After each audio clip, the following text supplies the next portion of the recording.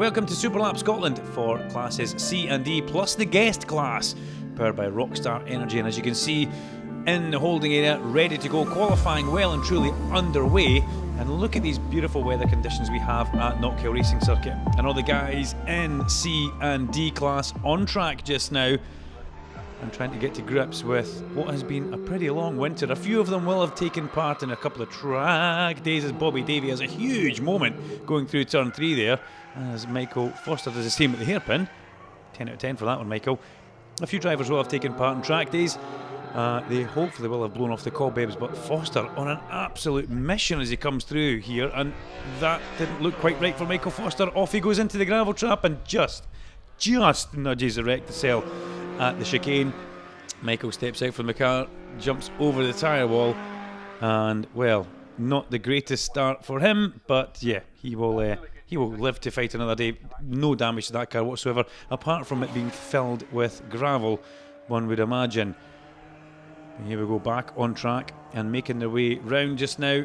These guys, well, everything just has to work perfectly in qualifying to get yourself a good runoff. We saw the Xenos going through there, we should pick that up. As, oh dear, breakdown at the top of the hill. That will be Kenny Watson in the Subaru. Now Kenny gets going again, thankfully. Maybe an off-track excursion for Kenny Watson rather than a breakdown. But yeah, they've got to get everything perfect in qualifying, and then it comes right for the final. The Xenos, Chris McMahon driving that car just now.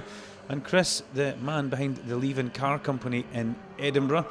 Leavin Car Company, 10 branches throughout Scotland and a whole lot of cars for you to choose from. Great guy Chris, loves his motorsport, and he's brought that Xenos here for a little bit of fun. But Ian Bonthron into the hairpin, once again the fastest man in D-Class car. And look at that car, just a stunning bit of kit. Bonthron well chuffed with how D-Class went for him in qualifying. As we have a little look around the car there, lots of love for Ian Bonthron. And then we get all action all the time. Ian Pittman. Ian Pittman is just absolutely on it. Every time we see him, the car seems to never be going in the right direction. It's always just jumping about, trying to scramble for as much grip. But a great lap by Ian Pittman. So I'm fastest in C class in his number 81 Subaru. So the qualifying results, as we have a little look at that just now. The guys in C and D class. C, fastest man Ian Pittman from Hamish Gordon, Steve Arkley and Darryl Mitchell. D class, Ian Bonthron, Stephen Henderson, Paul Smith and Graham Crane, the top 4 in that. On to the finals, and the fastest in the guest class was Chris McMahon in his beautiful Xenos. Oh, a little cheeky wheel off the grass, going up the back straight there. Chris done a 1:01 in this car, his first time at Superlap Scotland. And definitely it won't be his last time.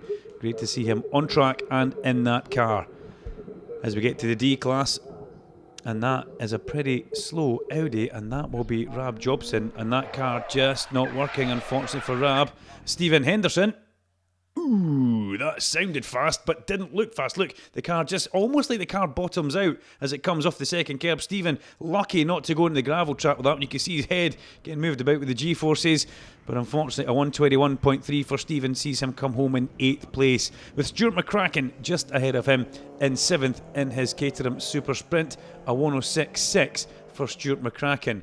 But that spin for Stephen Henderson definitely would have caught him off guard, and not the best way to start your Super Lap 2019. Kenny Watson come home in 6th place in his Subaru, and Kenny did a 1:06.3. Great backstory to Kenny, and we'll bring you more of that throughout the course of Super Lap 2019. Bobby Davey, who started this programme with a big slide through McIntyre's, come home in 5th place in his Lotus Elise S220 Cup car with a 1:01 flat. Just ahead of him, gravel trap man himself, Michael Foster, car number 6 in 4th place, Vauxhall VX220 with a 58.6. 56.9 for Graham Crane in his beautiful Porsche Cayman GT4 car, as Graham leaves the hairpin there. Into the 56s already, good stuff. And number 46 in 2nd place was Paul Smith in a BMW M3. Paul Smith finds himself the current Rockstar pace setter, and you can see just how hot the pace is for this man. Fizz the juice up, congratulations, how was the lap? And it's your first ever SLS, so double congratulations. Yeah, I've really enjoyed it. Been first time competitor here, and I've done a lot of track days before, so I didn't know what to expect, but great bunch of people and great atmosphere, and it's competitive racing, you know, so Yeah, just gave it my all on that last lap. Got a really bad qualifying, so just went for it at the end. See what happens. How easy did you find it to come from being a track day guy to competing in SLS? A bit of getting used to all the timings and things, you know, getting ready for each session and everything, but apart from that, no problem. It was a very easy introduction. Everyone here made it really easy for me, and yeah, good. But the man who took the D-Class honours was car number 77, Ian Bonthorne. Great hearing from Paul Smith there in his first ever SLS, and being the fastest man, being the Rockstar pace setter. He was about to be dethroned though from this man, Ian Bonthorne. Bonthorne did a 55.863 second lap in his BMW M3 to take the D-Class honours. A stunning lap, stunning day for Ian Bonthorne. Ian Bonthorne, fastest man, 55.8. Yeah, 55.8. Now, you've had your fair share of track time recently. You've done a bit of mini racing, and you're doing SLS Superlap Scotland, powered by Rockstar Energy Drink. Is the mini racing sharpening you up? Is it making you quicker? I think it probably is. It's hard to say, but it definitely teaches you a lot about, you know, where's good to push and where's not. And the Mini's a totally different car. You've really got to be a lot of finesse. But this thing you can kind of get away with a wee bit more. And your actual lap there, I mean, it must have been a good lap. It must have been a hot lap round here. Yeah, it wasn't bad. To be honest, I think it's probably a bit quicker when it's a wee bit colder. Yeah.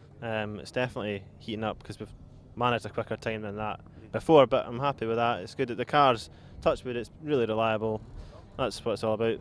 You can turn up, start the car and go and do what you need to do. And some people have been saying that the track's really grippy, but naturally when a track heats up it becomes slick. You know, what were you finding? You're only doing one lap though, you know, what are you finding? Because it's a heavy car, it's easy to get heat in the tyres. Yeah. So one lap is enough to bomb it down Duffus and brake hard for the hairpin. So it's yeah, I think it's probably about normal grip levels today, I would say. As we move into the C-Class honours now, in second place it was Steve Arkley in his Westfield Mega Busa, a 59.6 second lap for Steve, as we see him coming in towards the hairpin here and getting through and out of the corner up towards the checkered flag. 59.6, but he didn't have anything for this man here. Car number 81, the smiling Ian Pittman Subaru Impreza in the C-Class. Again, very flamboyant through the chicane as he powered up towards Clark's corner, and Ian would come away with a fabulous time of 56.059 on his flying lap. A 56.059, almost dipping down into the 55 second bracket and going quicker than several cars in the B class. Ian Pittman really is dialed in for the start of the year, and he was very happy with his result. So the final results for classes C and D. Class C won by Ian Pittman, and in second place Steve Arkley. Class D won by Ian Bonthorne, chased hard by Paul Smith and Graham Crane in third place.